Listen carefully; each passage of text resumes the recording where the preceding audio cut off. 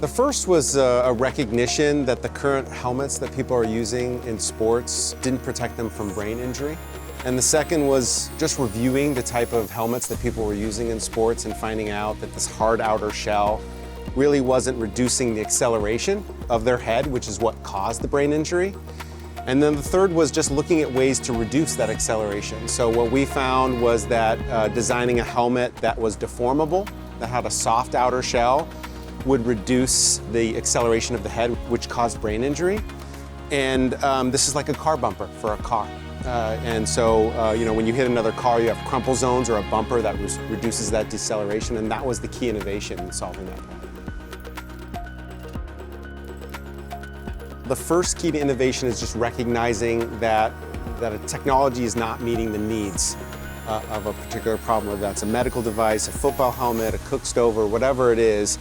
If the current solution is not working, that's the first step.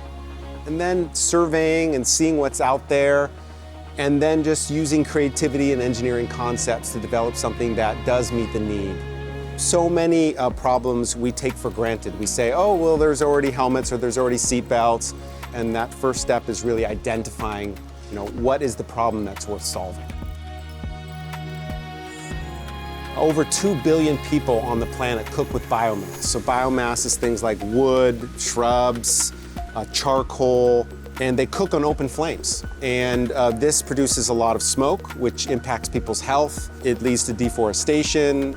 It also results in about 4 million deaths per year. So that's more than things like tuberculosis and HIV combined.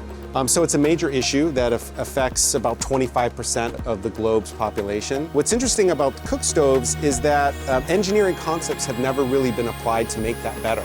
And so the goal is to reduce the amount of smoke when cooking and to use fuel more efficiently. So one of the problems that we worked on for about 3 or 4 years was to use concepts in fluid mechanics, heat transfer, combustion, and the material science to build a cleaner cook stove, which basically allowed people in low and middle income countries to cook their food using half as much fuel, but also 10 times less smoke.